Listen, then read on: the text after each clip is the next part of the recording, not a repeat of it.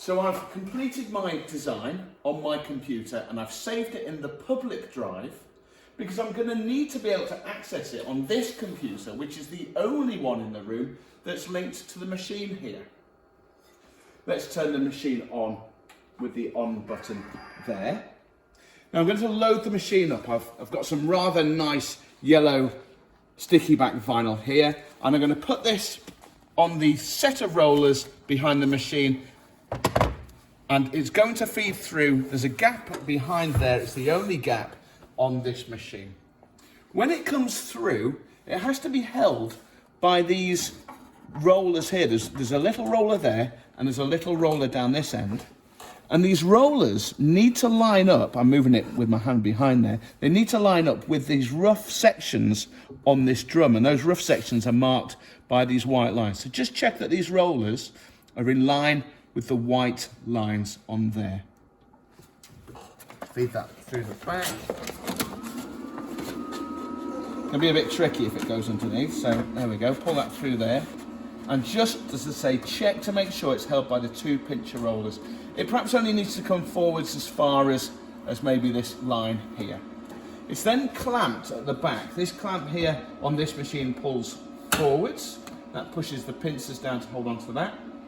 And then lastly on the machine, it says select sheet. It's asking, is it a roll?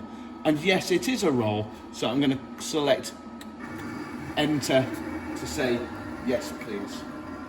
And the machine is now waiting for the code that I'm going to send it. So now onto the computer that controls the machine.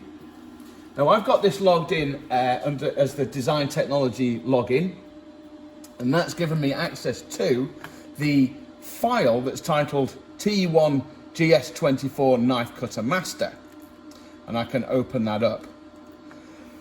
And this particular file is set up for this particular machine. There's also one on the desktop there titled T2 GX24 Master, which corresponds to the one in Mrs. Hagen's room that is a different machine. I'm going to bring in my design. I'm going to click on File, and I'm going to click on Add. And it's going to add it to this page. I'm going to click on this PC. I'm going to slide down to the public drive down here. I left it in Design Technology, obviously, and I've put it in Teacher. And I've called it Mr. Martindale so that we know that it's me, and I've called it yellow so that we know what colour I'm cutting it from.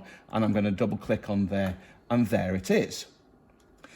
Now you can see from my design that it is presently coloured in, and I wouldn't want to send it to the machine like this because the machine will then try to colour it in with a blade and it'll end up being a scrawn out mess. So I'm going to use the select item at the top. I'm going to draw a box around it to select all of it. I'm going to click on fill at the top of here. I'm going to click on no fill and OK, and that will just turn this into just the cutting lines. And then what I also want to do is I want to bring this down to this bottom edge, and let's put it even in this bottom left hand corner, because when I cut it, I want to cut it from the corner of the roll of yellow sticky back vinyl. I don't want it to pull through miles of vinyl and then cut it halfway up at the top there. I want to cut it from the front edge. Now this drawing is set up for my machine, as I was saying. If you haven't set it up already, you would need to click on Setup, and you'd select from the CNC devices the machine that it is. Mine is the Roland Cam 1 GS24, whereas Mrs. Hagen's is the Roland Cam 1 GS24. But I've also changed the tool settings here. So much better really if you can open up the Knife Cutter Master and add yours in, because it's got all of the settings that I want.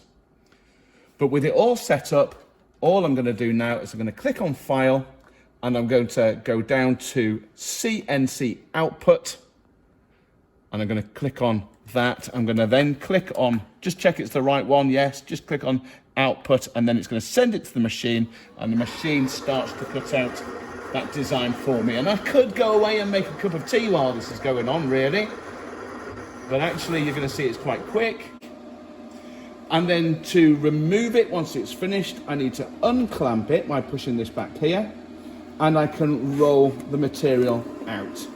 And incidentally, for the next person, it makes sense if I return this back to the origin by selecting the enter button, and that takes that back, and it makes it just easier for them then to load their material in there. I can press the off button, hold that down and turn this off, and I can now peel this away from the vinyl. And so I've cut my section now from that yellow roll, and I've removed the parts of the design that I don't want.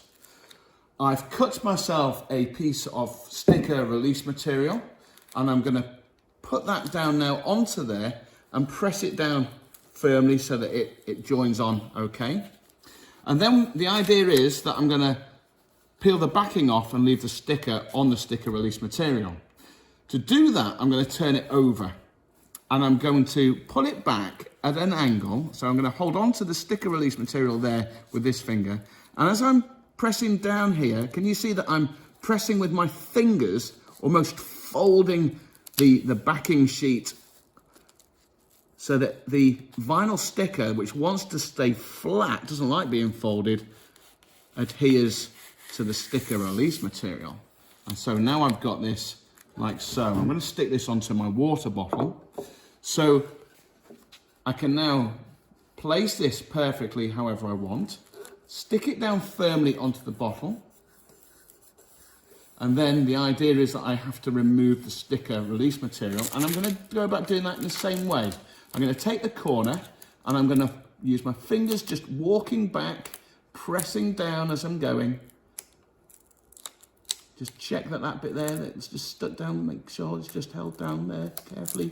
So I'm pressing it down with my fingers and peeling it back at that angle, and that should have gone on there, and that will all be lined up perfectly, and I've got a nice design on my water bottle.